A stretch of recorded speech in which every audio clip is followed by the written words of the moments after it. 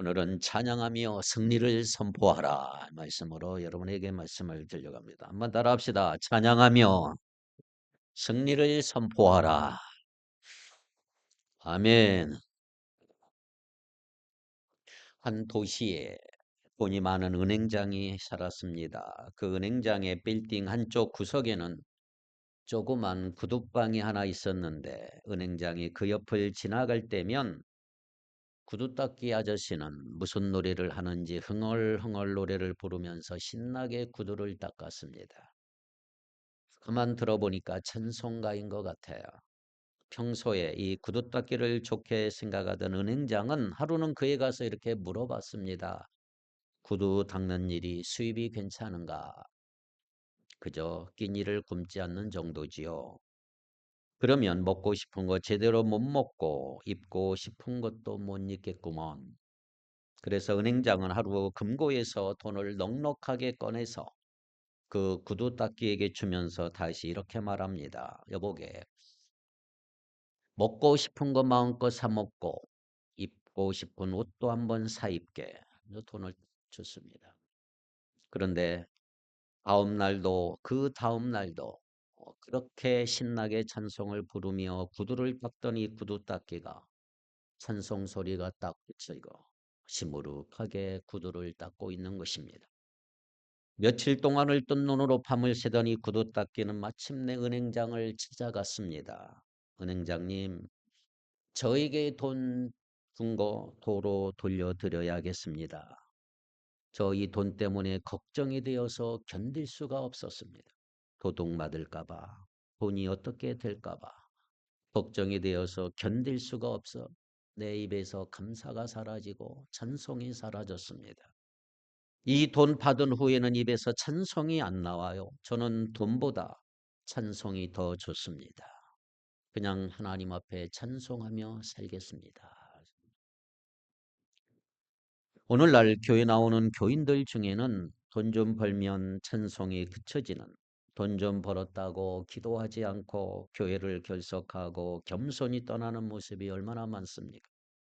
과연 어떤 것이 더 지혜롭고 더 행복한 삶일까? 돈을 많이 벌어도 출세를 해도 재산이 늘어도 입술에서 찬송이 그쳐지지 않는 모습이 되기를 축복합니다. 오늘 본문이 기록된 고린도전서 14장 15절 말씀은 바울이 자기가 묻고 자기가 대답을 하는 자문자답의 형태를 띠고 있습니다. 내용은 뭐냐면 우리의 영과 마음이 합해서 전인격적으로 기도하고 찬양해야 한다. 기도하고 찬양해야 한다. 자, 14장 15절 다시 한번 읽어보세요. 어떤 내용인지 시작.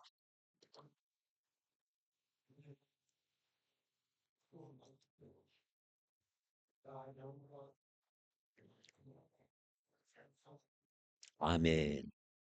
여러분, 기도와 찬양은 말씀과 성령처럼 뗄래야 뗄 수 없는 찰떡 파트너라고 말할 수가 있어요. 영의 찬양은 곡조 있는 기도입니다.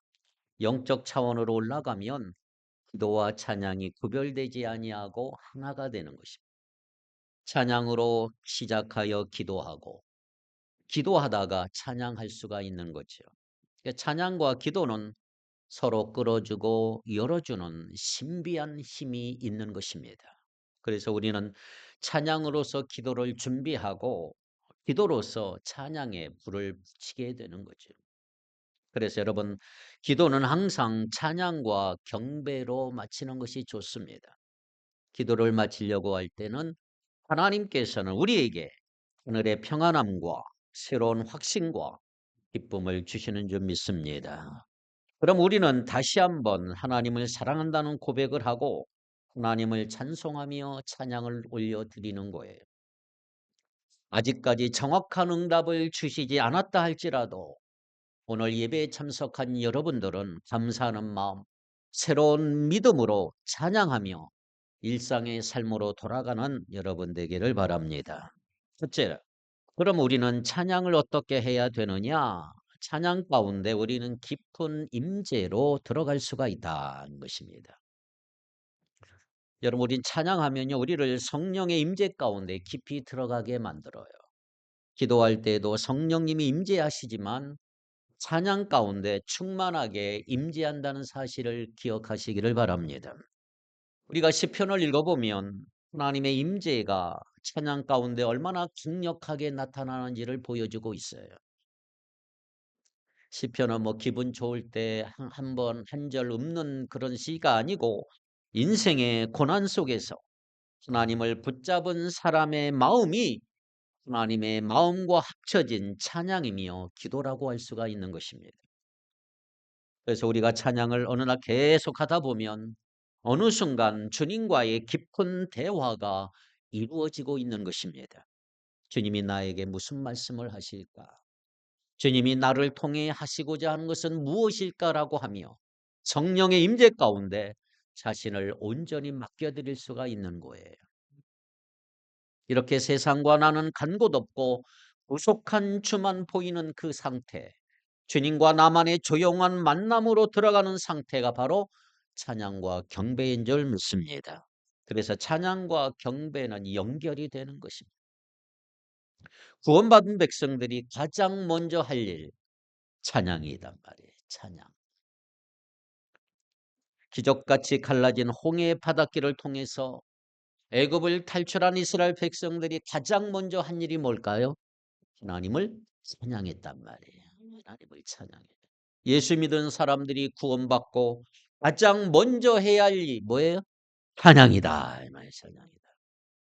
우리는 사도행전을 읽어보면 오순절 다락방에서 성령 받은 120명이 각 나라 방언으로 말하기 시작했다는 것만 집중하지 그 말의 내용이 찬양이었다는 사실을 우리는 잘 보지를 않아요. 성령 받은 증거가 먼저 하세요. 찬양이 터지는 것입니다. 찬양이 터지는. 구원의 기쁨이 입술로 표현되는 것, 그것이 찬양인 것이죠. 찬송은 간증의 음악을 입힌 거지요. 찬송은 구원받고 은혜를 받은 자, 영적으로 승리한 사람들만이 부를 수 있는 하늘의 노래라고 할 수가 있는 것입니다. 그래서 찬양은 목소리로 부르는 게 아니에요. 영으로 부르는 것입니다. 감사와 감격과 눈물 없이는 진정한 찬송을 부를 수가 없어요. 기도가 메마르고 말씀이 메마르고 찬송이 다 메말라 버려요.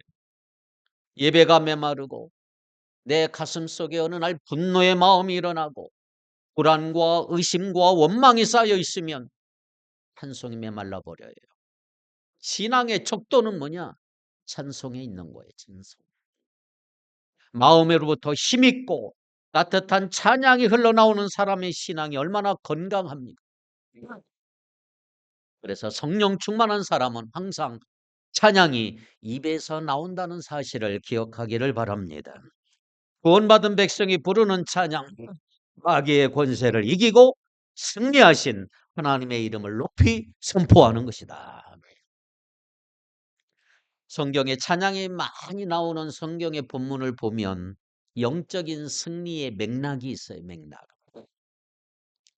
아까도 말씀드렸지만 출애굽기에서도 홍해를 건너고 나서 이스라엘 백성이 제일 먼저 승리의 찬양을 불렀어요. 그런데 홍해를 건너면서 승리의 찬양을 불렀던 그들이 광야의 시련을 만나니까 금방 그 입술에서 찬양을 벗고 다 버리고 입술에는 불평과 원망이 쏟아져 나오고 패배와 무기력함에 빠져들어갔습니다. 여러분, 말이 입안에 있으면 내가 그 말의 주인이지만 말이 입 밖으로 나가면 이제부터 그 말이 나를 이끌고 가는 거예요.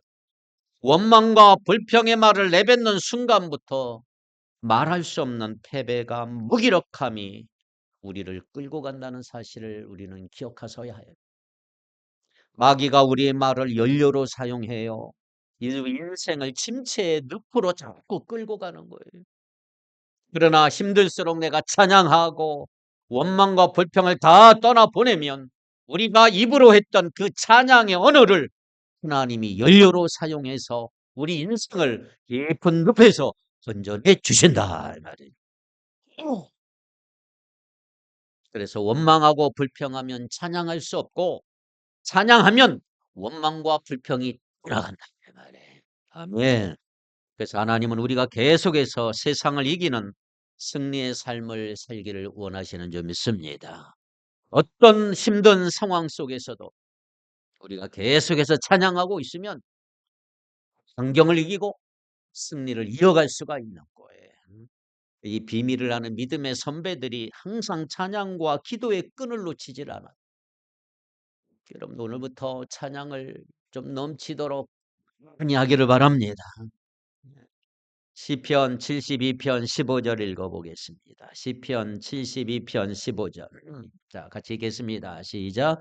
그들이 생존하여 스바의 금을 그에게 드리며 종일 찬송하리로다. 아멘. 항상 기도하고 종일 찬송하리로다. 이것이 여러분의 무기가 되길 바랍니다. 무기. 두 번째, 찬양은 강력한 영적인 무기다 이 말이에요.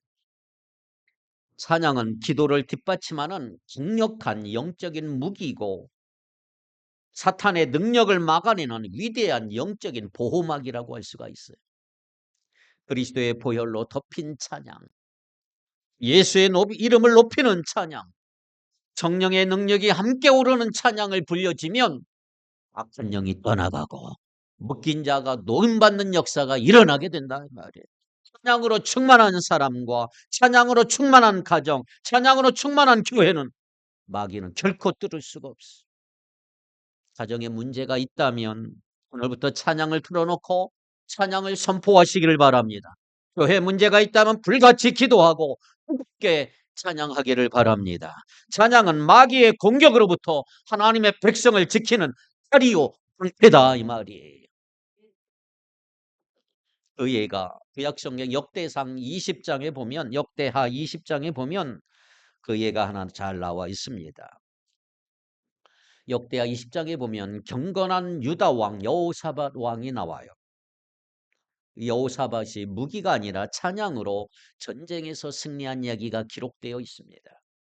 당시 유다가 전력이나 숫자로 상대가 안 돼. 게임도 안 돼. 수많은 적의 침공을 당하게 되니까 여호사밧 왕이 고민하다가 유다 백성들에게 선포했어요. 뭐를? 금식하며 기도하라. 이에 모든 유다 백성들이 마을에서 기도하면서 하나님의 도움을 구하기 위해 광장에 모여들기 시작을 해요. 왕의 인도를 따라 그들의 혼신의 힘을 다해 기도하는 중에 회중 가운데 있는 한 레위인 이름이 야하시엘이라는 사람한테 성령이 강력하게 임했어요. 그리고 그 레위인은 이렇게 말합니다. 전쟁은 여호와께 속한 것이니 너희들은 싸울 필요가 없다. 이렇게 예언하면서 백성들에게 결코 두려워하지 말고 적들에게 맞서 나가라 그랬어요. 역대하 20장 17절 한번 읽어볼까요? 역대하 20장 17절에 그런 얘기가 나와요. 좀 이따 보십시다. 19장 보십시다. 이에 유다 백성들은 하나님 앞에서 얼굴에 다 땅을 대고 경배를 했으며 큰 소리로 여호와를 찬양했단 말이에요. 20장 19절 시작. 그핫 자손과 고라 자손에게 속한 레위 사람들은 서서 심히 큰 소리로 이스라엘 하나님 여호와를 찬송하니라. 아멘. 다음 날 아침 일찍 모두 다 일찍 일어났어요. 여호사밧은 이렇게 말합니다. 너희는 하나님을 신뢰하라. 거듭 당부하면서 백성들을 이끌고 침략군과 맞서 싸우러 나갔어요. 근데 놀라운 사실은 새 선방에 전투부린을 보낸 게 아니라 찬양대를 세워서 찬양대, 성가대를 맨 앞에 보냈어. 21절 읽어보세요. 역대하 20장 21절 시작. 백성과 더불어 의논하고 노래하는 자들을 택하여 거룩한 예복을 입히고 군대 앞에서 행진하며 여호와를 찬송하여 이르기를 여호와께 감사하세 그의 인자하심이 영원하도다 하게 하였더니 아멘. 찬양대를 제일 앞에 세웠어요. 노래하는 자들을 택해서 거룩한 옷을 입히고 군대 앞에 세워서 하나님께 감사 찬송을 드리면서 행진하게 만드는 것이에요. 전쟁 역사의 전무후무한 진군의 모습이 어떻게 되었을까요? 그 찬송이 시작될 때 하나님께서는 복병으로 적군을 치게 하시니 적군은 자멸해 버리고 말았더라. 믿기 어려운 승리가 현실이 돼 버렸어요. 22절 23절 시작. 그 노래와 찬송이 시작될 때에 여호와께서 복병을 두어 유다를 치러 온 암몬 자손과 모압과 세일산 주민들을 치게 하심으로 그들이 패하였으니 곧 암몬과 모압 자손이 일어나 세일산 주민들을 쳐서 진멸하고 세일 주민들을 멸한 후에는 그들이 서로 쳐 죽였더라. 아멘. 찬양을 시작할 때 하나님이 적을 무너뜨리기 시작을 했어요. 찬양은 영적 전쟁터의 결정타다 이 말이. 찬양할 때부터 마귀는 두려워 떠나게 된다 이 말이. 근데 찬양은 하나님께 대한 믿음의 고백이 절망 속에서도 하나님을 높여드리고 하나님이 아직 움직이지 않으셨어도 하나님을 믿고 높여드리는 하나님께 집중하고 내 마음과 하나님의 마음을 합쳐지는 하나님만 신뢰하고 내 주위의 상황을 보지 아니하고 절망하지 않는 것 그것이 찬양인 줄 믿습니다. 마귀를 두려워하지 아니하고 하나님을 높일 때 그 찬양 가운데 하나님이 하늘의 군대를 초자연적으로 풀어주신 적이 얼마나 많고 얼마나 센지는 중요하지 않아요. 찬양 가운데 하나님이 오시느냐 안 오시느냐 그게 문제죠. 그게 문제. 자, 우리가 계속 역대하를 읽어보면 25절 볼까요? 역대하 20장 25절 같이 한번 읽어보세요. 한번 찾아보세요. 역대하 20장 25절. 싸운 후에 어떻게 여호사밧이 취했는지 볼까요? 역대하 20장 25절. 찾아서 한번 읽어봅니다. 시작.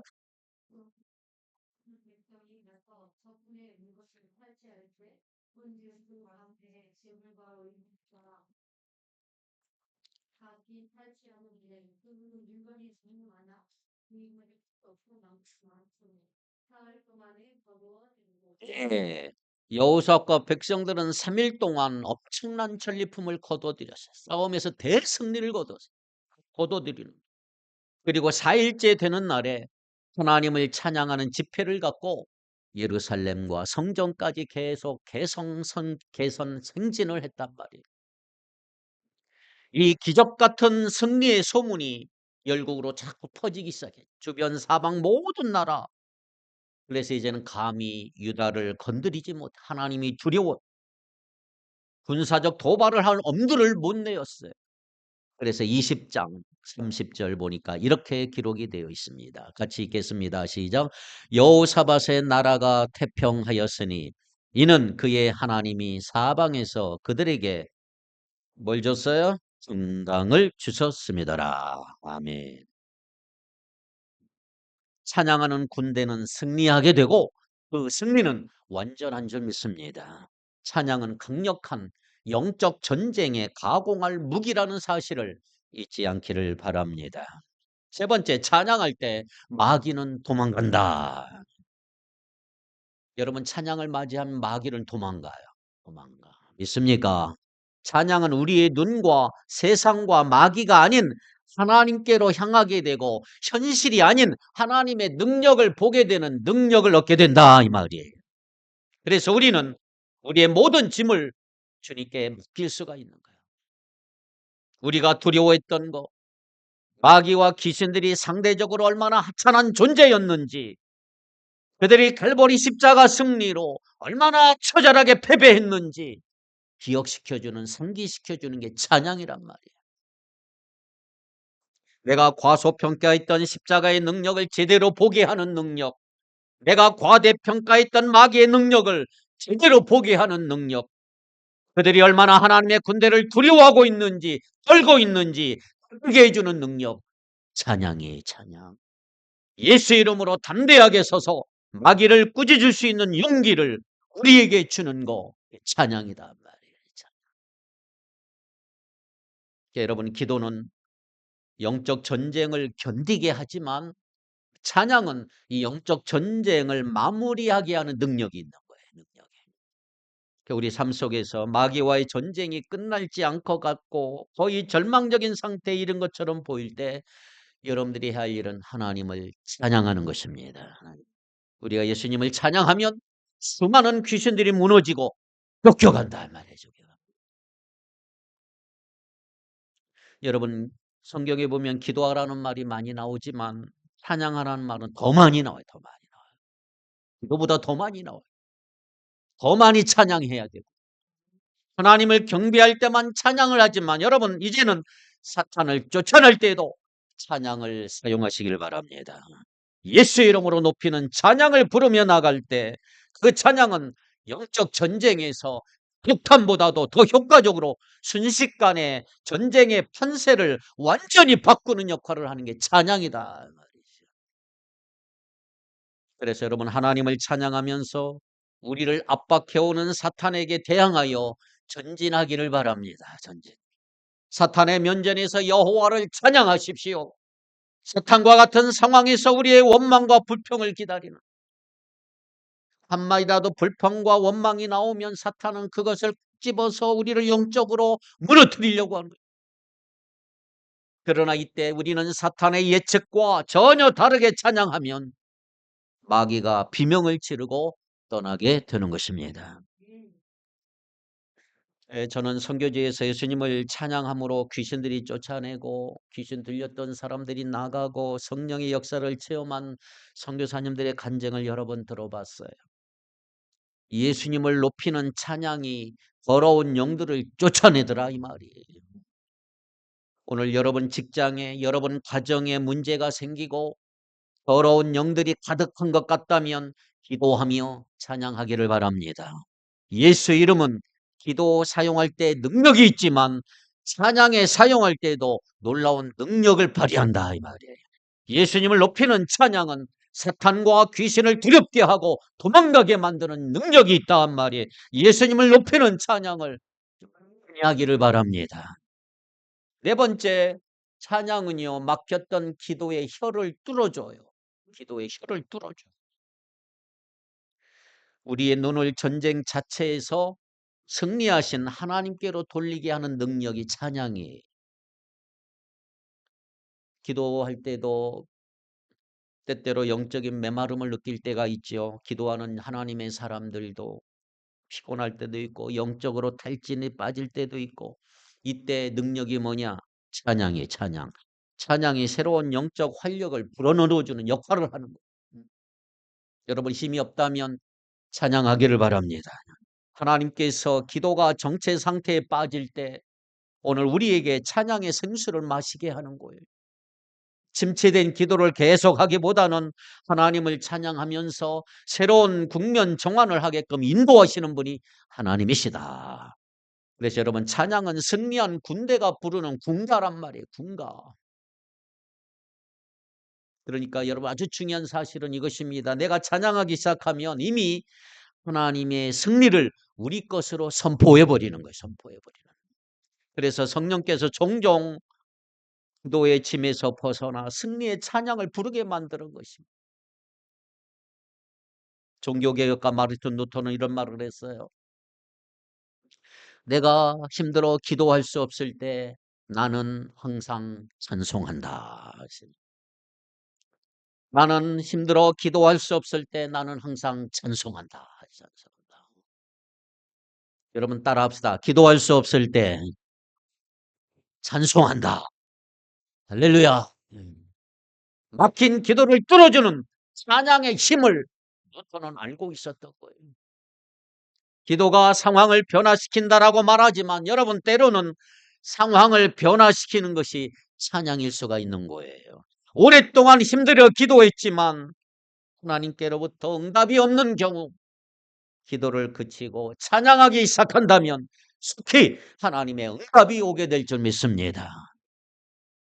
이제 간증 하나 합니다. 어떤 어머니가 가출해서 행방을 알 수 없는 딸 때문에 2년, 3년 동안 매일매일 울며 기도했던 이 어머니 집사, 왜 하나님이 응답해 주지 않느냐고 매일매일 부르짖었어요. 그때 목사님이 이렇게 조언해요. 집사님, 어머님의 답답한 마음을 알겠는데 오늘부터 원망하지 말고 찬양하며 기도하십시오. 찬양하며 기도하십시오. 그럴 때 어머니는 이렇게 대꾸하는 거예요. 찬양할 게 있어야 찬양하지요. 찬양할 내용이 없다. 기뻐야 찬양한다는 거, 이 사람은. 목사님, 다시 조언합니다. 찬양하면서 기도하십시오. 그 어머니는 그날 밤 몇 시간 동안 몸부림을 치다가 마침내 밤 10시부터 하나님을 찬양하기 시작했어요. 10시부터. 우리 딸을 살리신 하나님을 찬양하며 기도했어요. 정확하게 3일 뒤에 딸이 돌아왔어요. 너무 놀라고 너무 기뻐서 딸에게 어떻게 돌아왔냐고 자초지종을 물어봤어요. 그래서 딸이 이렇게 대답합니다. 3일 전 10시에 자기가 술집에서 열심히 술 먹고 놀고 있는데 어떤 사람이 들어오더니 한마디 던지더라는 거예요. 네 어머니 하나님이 널 기다려. 하게 얘기를. 자기가 술에 반쯤 취해 상태였는데도 그 말이 듣는 순간 정신이 번쩍 나고 눈물이 주주주 흐르더라는 거예요. 어머니가 기도하고 있고. 하나님은 찬양 가운데 상황을 역전시킬 수 있는 능력이 충만하신 분이다. 하나님의 보좌에 이르기 위해서는 영혼의 두 날개인 기도와 찬양이 함께 있어야 됩니다. 그러므로 찬양으로 기도에 새로운 힘을 불어넣는 여러분 되기를 바랍니다. 다섯 번째로 찬양이 우리의 영안을 맑게 한다 이 말이에요. 이 마귀라는 놈은 참 무서워요. 자꾸 우리 영안을 흐리게 하려고 얼마나 있쓰는지 몰라요. 우리 영안을 다치게 만들고 어둡게 만들고 믿음으로 상황을 보는 것이 아니라 자꾸 의심의 안개로 보게 하고 우리의 시야를 어둡게 만들고 우리의 어려운 난관을 불가능하게 보이고 함께 일하는 사람을 믿지 못하게 만들고 불신하게 만들고 하나님이 별로 관심이 없다 그러고 화가 나 계신다고 오해하게 만들고 세상과 마귀가 실제보다 훨씬 강하고 꿈처럼 보이게 하는 능력이 마귀가 영안이 흐려지면 그때부터 두려움이 오고 불안이 가득해서 영적으로 무기력해질 수가 있어요. 그때 여러분은 하나님을 찬양하기를 바랍니다. 순식간에 하나님의 성령이 찬양과 함께 우리의 흐려진 시각을 깨끗하게 닦아 주실 것입니다. 그때부터 마귀가 주는 생각들을 떨쳐버리고 하늘의 관점으로 나를 보고 사람을 보고 내 인생을 보게 되는 능력이 생긴단 말이에요. 그러면 마귀는 그때부터 에이, 아무것도 아니네. 우리를 둘러싸고 지키는 하나님의 군대를 보게 될 것이고 하나님이 얼마나 크고 사랑스러운 분인가를 알게 될 것이고 모든 것이 합력의 선을 이루시는 하나님의 선을 보게 될 것이고 역사를 주관하시는 하나님이 최후 승리를 우리에게 주실 것도 확신하게 된다 이 말이에요. 찬양하면서 영안이 맑아지면 관심의 초점이 아주 복잡한 현실에서 능력의 원천인 주님께로 이동하는 것이죠. 무엇을 어떻게 보는가가 인생을 결정하는데 우리의 시선이 긴급한 필요로부터 그 필요를 충만히 채워주시는 예수님께로 옮겨가면 우리의 삶과 인생이 완전히 바뀌게 될 줄 믿습니다. 하나님을 찬양하면 과거를 영적으로 다시 해석하게 되는 능력이 생겨요. 과거는 그때 그게 몰랐는데 이제는 그래서 하나님이 이렇게 하셨구나. 과거에도 우리를 얼마나 놀랍게 도우셨는지를 기억하게 되고요. 하나님이 앞으로도 그렇게 행하실 거라고 하는 기대로 믿음이 성장하게 될 것입니다. 한 걸음 더 나아가 영안이 맑아지면 고난 속에서도 마음의 먹구름이 걷힌다는 거 여러분들이 경험하게 될 것입니다. 하나님 찬양하면 근심 걱정이 다 사라진단 말이에요. 우리가 신약을 읽어보면 신약 성경 사도행전에 보면 심하게 맞고 빌립보 감옥에 착고에 차고 갇힌 바울과 실라가 나와요. 전도하다가 감옥에 갇혔어. 에이, 내가 하나님의 일을 위하다 이 꼴까지 당해야 되나? 얼마든지 원망하고 불평할 수 있었지만 바울과 실라는 하나님을 찬양하기 시작했습니다. 완전히 새로운 국면이 열렸죠. 지진이 일어나면서 묶여있던 착고가 다 풀어지고 감옥이 열려지고 간수가 뛰쳐나와 두려움에 떠는 역사가 일어나게 된 것입니다. 고난 가운데 부르는 찬양은 좌절과 긴장과 근심을 물리치는 능력이 있더라 이 말이에요. 마귀가 불어넣는 의심과 비난과 초점을 다 거두어가고 새롭게 하는 힘, 두려움을 몰아내고 내 영혼에 하나님의 빛이 비치게 하고 피 흘리고 신음하는 우리에게 하늘의 피를 수혈해주고 숨막혀 답답한 우리에게 천국의 산소를 마시게 해주는 우리의 가정과 교회의 분위기를 완전히 바꾸어주는 능력, 찬양이다. 찬양이다. 스펄전 목사님, 미국의 스펄전 목사님은 이런 아주 중요한 말을 했습니다. 스펄전 목사님 알죠? 하나님의 은혜로 인해 우리가 하나님을 찬양하면 그 은혜가 계속 연장될 것이고 불행으로 인해 하나님을 찬양하면 그 불행은 끝내는 것이다. 여러분 은혜가 계속되길 바라고 여러분의 불행이 끝나기를 바랍니다. 찬양하는 자에게 이런 은혜가 있을지어다. 여러분 기독교 역사를 보면 가장 감동적이고 힘있고 아름다운 찬양들이 언제 나왔느냐? 표절하도록 힘들고 어려운 상황 속에서 아름다운 기독교 음악이 태어났어요. 유럽을 잿더미로 만든 100년 전쟁 기간 동안 그 어느 때보다도 많은 찬양곡, 놀라운 은혜의 곡들이 찬송곡들이 태어났어요. 현대 복음성가의 모체라고 하는 흑인 영가가 있어요. 그것도 18세기, 19세기 미국 남부의 끔찍한 노예 생활 가운데 태어난 것들이 다 복음성가들이에요. 우리가 지금 부르고 있는 복음성가들이 다 그때 태어났어요. 정식으로 음악 교육을 받지 못해 악보도 볼 줄 모르는 흑인들이 예수를 믿고 나서 너무 기뻐요. 이 땅이 아닌 천국을 바라보면서 고백한 그 찬양들은 지금까지도 감동을 전해주고 있는 거예요. 고난 속에서 하나님을 붙잡았기 때문에 그 안에 소울이 있죠. 영혼과 마음과 정성이 담긴 곡들이 얼마나 많습니까? 흑인들의 대중음악 R&B라고 하는 재즈나 다 따지고 보면 깊은 곳에서부터 나오는 그 고난 속에서 하나님을 만난 사람들의 찬양시라고 말씀드릴 수가 있어요. 가슴 속에 울려나오는 감동을 타고난 음정과 박자 감각으로 그대로 부른 것들이 지금까지도 전해 내려오면서 사람들의 심금을 울리고 있지 않습니까? 그들은 지옥 같은 삶을 살았지만 그랬기 때문에 더 간절히 천국을 바라고 영원한 생명을 갈망하기 시작했습니다. 이 땅의 삶이 너무 캄캄했기 때문에 그들은 하늘의 영광을 볼 수가 있었던 거예요. 그런데 그 흑인 영가에 보면 오늘날의 뮤지션들이 감히 흉내낼 수 없는 영적인 깊이와 감동이 있는 것입니다. 사랑하는 성도 여러분, 고난 가운데 찬양하기를 바랍니다. 영이 맑아지고 가슴에 새로운 기운이 들어오게 될 것입니다. 마지막 6번째로 찬양 가운데 천사들과 기쁨을 함께하는 여러분 되기를 바랍니다. 천사들의 큰 기쁨은 예수님을 찬양하고 그에게 경배하는 거예요. 요한계시록을 우리가 읽어보면 천사들은 항상 하나님을 찬송하고 있어요. 그 천사들이 하늘의 군대입니다. 하늘의 군대 전투력의 핵심은 찬양이에요. 찬양. 우리가 하나님을 찬양하기 시작하면 천사들이 주위에 몰려들어 그 찬양과 기쁨에 함께 하는 것입니다. 그래서 하나님은 구원받은 백성들의 영적 전쟁을 돕기 위해 하늘의 천사들을 붙여줘요. 붙여줘요.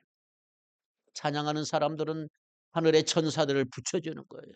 위험한 일 당하지도 않고 우리가 그들을 보지는 못하지만 우리가 찬양할 때 천군 천사들이 우리 가까이에 있으면서 함께 즐거워하고 합창할 것이다 말이에요. 그래서 찬양은 하늘의 천사들로 하여금 우리를 더욱 적극적으로 기쁘게 높게 만드는 힘이 있는 거예요. 어둠의 군대를 쫓아내고 기도에 불을 붙여주는 게 찬양입니다. 찬양. 계속 사탄은 압박하지만, 기도로 계속 사탄을 압박하지만 찬양으로 마귀의 숨통을 끊어버리는 거지요. 기도의 향방을 바꿀 수 있는 결정터, 그게 찬양의 힘이다. 사랑하는 성도 여러분, 우리는 마음으로 찬양할 수 있고요. 많은 사람 앞에서 찬양 집회에 가서 찬양할 수도 있고, 많은 사람과 함께 찬양할 수도 있어요. 악기로 찬양할 수 있고, 입술로 찬양할 수가 있고, 시와 찬미와 신령한 노래로 찬양할 수가 있어요. 날마다 새롭게 체험한 예수님을 간증하는 새 노래로 주께 찬양할 수가 있는 거예요. 변화된 우리가 찬양하지만 찬양이 우리를 변화시킬 수도 있습니다. 찬양은 기도에 새 힘을 불어넣으면서 우리의 기도를 변화시킬 수가 있는 거예요. 영적 전쟁에서 우리에게 승리를 빨리 확실하게 가져다 줄 능력의 무기, 찬양이다. 따라서 여러분, 찬양을 대신할 만한 게 아무것도 없습니다. 찬양은 하나님을 영화롭게 하고 천사들을 기쁘게 하고 악한 영들에게 공포를 가져다 주는, 찬양은 우리를 꼼짝 못하게 하려고 마귀가 우리 주위로 둘러진 영적인 지뢰밭, 영적인 먹구름을 말끔히 다 걷어내는 능력이 있다. 찬양은 영적인 분위기를 쇄신하고 우리의 영을 맑게 한다. 믿음을 한 단계 성장시키고 성령의 임재로 충만하게 하는 능력, 찬양입니다. 그러니 찬양 오늘부터 해야 돼요? 안 해야 돼요? 하십시오. 하십시오. 꼭 교회에서 예배 드릴 때만 찬양하는 게 아니에요. 여러분 사무실에 좀 일찍 출근해서 하루를 찬양과 기도로 시작하기를 바랍니다. 운전하는 동안 찬양 음악을 크게 틀어놓고 차 안에서 마음껏 홀로 하나님을 찬양하시기 바랍니다. 병원에 병문안을 갔을 때 환자의 양해를 얻어 조용히 하나님을 찬양하기를 바랍니다. 아이를 재울 때 항상 찬양하며 재워주시기를 바랍니다. 태아를 임신한 산모들 항상 찬양을 듣고 찬양을 불러야 돼. 성령께서 찬양 가운데 임하소서 뱃속의 아이를 지혜와 은혜와 사랑으로 만져주실 것입니다. 최고의 태교는 찬양이. 마음이 분하고 힘들 때 예수님을 생각하며 찬양하십시오. 상황이 너무나 안 좋을 때 예수님을 찬양하세요. 주님께서 그 자리에 오실 것입니다. 두렵고 떨리는 결정을 할 때 주님을 찬양하십시오. 하나님께서 우리에게 마음의 평안을 주실 것입니다. 하나님은 찬송 가운데 우리에게 임하실 것이다. 찬송하며 기도하라. 기도가 새로운 힘을 받게 될 것입니다. 기도하십시다. 하나님 아버지, 저에게 허락하신 여러 모양의 은사들이 조금도 우리 자신을 드러내지 아니하고 하나님께만 영광 돌리며 또한 공동체 유익을 위해 질서 있게 사용되어 교회를 세우는 일에 쓰임받게 하여 주시옵소서. 특별히 찬양하며 기도하기를 원합니다. 주여, 주님을 찬양합니다. 찬양하며 승리를 선포하는 우리 축복의 모든 성도들 되게 하여 주시옵소서. 예수님의 이름으로 기도하옵나이다. 아멘.